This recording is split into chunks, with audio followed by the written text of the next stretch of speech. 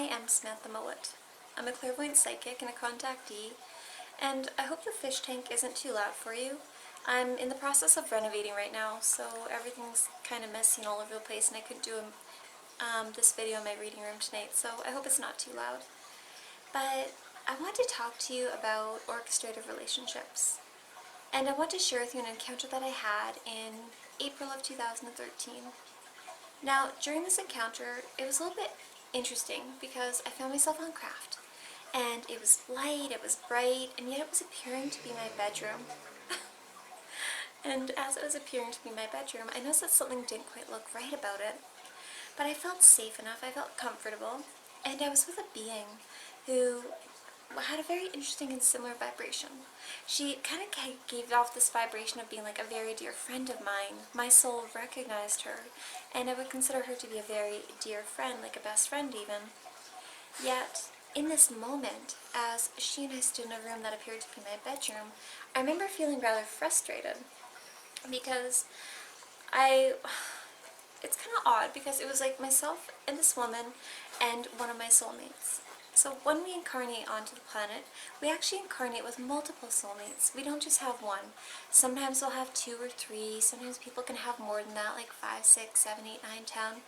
It really depends on the things that we're trying to accomplish and if a certain number of our soul family members are incarnated at the same time. Not all the beings that we have as soulmates are incarnated at this time, but we normally incarnate with at least a couple. And so one thing that I noticed when this was happening is that as she and I were talking, I remember becoming very frustrated with her because I recognized this man. He and I had been having abductions together from the time we were quite young, and he was very similar in age to me, and yet every time after we'd have an abduction together, we'd forget who the other one was and then carry on our merry little way, and then we'd get abducted together again and recognize each other. Yet she was making a deliberate point to reintroduce us to one another on a more conscious level.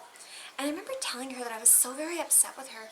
I remember saying, like, how could you do this to me? I'm married in this incarnation, and this ruins everything. Because I recognized in that moment that by her doing this and shifting my energy from being just connected to my spouse and having my energy going through bonding and pairing with other people, that it was going to change the way that my life was going. It was going to change my relationship, and that things would never be the same because of it.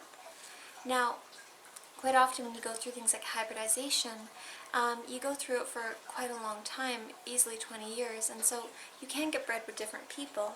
But the thing that I remember doing after that was she and I were off onto the side, and this gentleman came closer to us. Like, I think we kind of like walked off to the side, and he came over like right into like our space where she and I were talking, and yet I felt very uncomfortable with this because for some reason, quite often when you find yourself bless you, when you find yourself on craft, quite often you can find yourself not necessarily wearing the clothes you wear to go to bed. You might find yourself wearing different clothing, or you might find yourself naked. And in this situation, I had noticed that I was shirtless, and so I tried to cover myself because I wasn't comfortable with this person who, even though I had known him for years, seeing me in that state of vulnerability. And so while this was happening, how can I explain this? It was almost like this man felt very familiar to me. He felt like someone I was safe with. I felt at ease in his presence. He felt at ease of mine. And as I looked at him, I noticed that he had light brown hair, and when I was staring into his eyes, because he and I were now quite close to one another, I remember noticing that they reminded me of the woods. They were like a soft green color, like a little bit of like brown in them. And they felt very familiar, and they felt homey and safe. And as he and I were very close to one another, she's telling me information about him, how he has 2 daughters, how one of them is blonde and one is a redhead, and how they were very close in age to my children.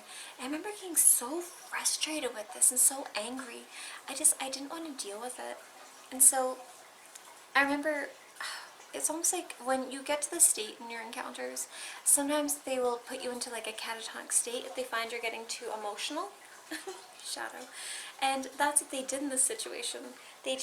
She made it so I went from being very conscious and aware to things starting to go black quite quickly. And when I woke up the next morning, I remember knowing that this man is alive and that he actually lived relatively close to me, so somewhere in British Columbia. And I remember while this was happening, knowing that things were never really going to be the same again because of what had unfolded that night. I might have paint on my chin, and if I do, please excuse me. I'm definitely covered in paint right now. But I also remember that when I went back to like my home that morning and I was walking around and having a cup of coffee and just thinking about things, knowing that I was probably going to meet this gentleman, but knowing that I did not have a good reaction to meeting him, and so the likelihood of that orchestrating into a relationship would be minimal. Oops, sorry, shadow.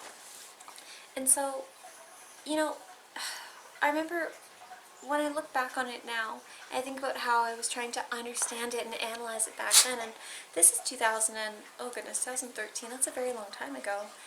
And so, of course, my understanding of these things has evolved and changed and really grown with time, which is wonderful, but it also makes things more complicated, because that is the first time that I remember having a more conscious, orchestrated relationship going on with somebody.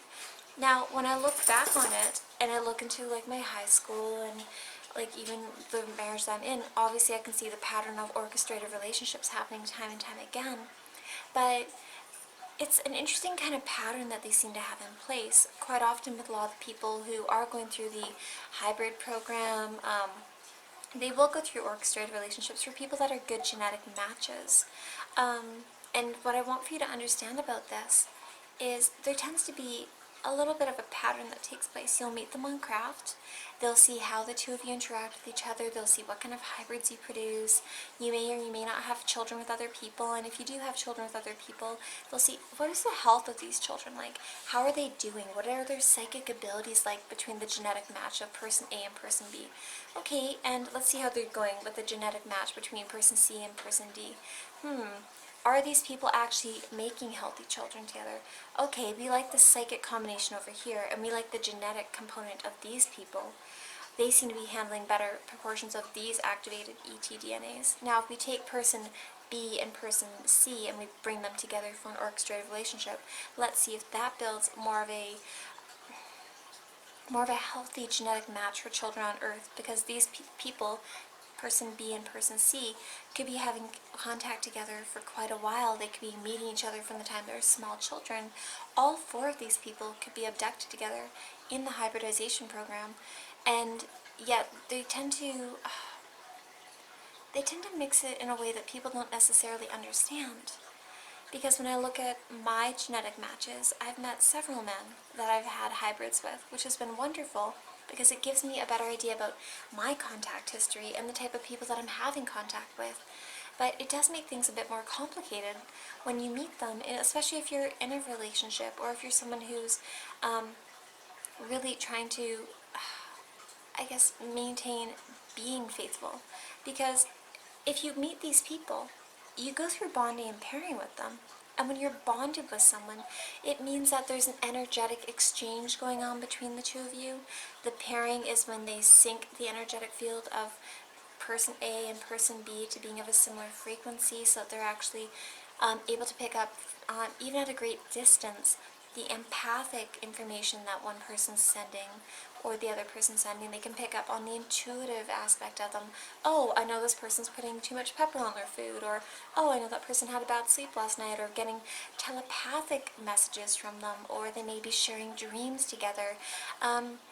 There's actually a lot more to it than what a lot of people understand, and it's quite a complex and interesting topic when you think about things.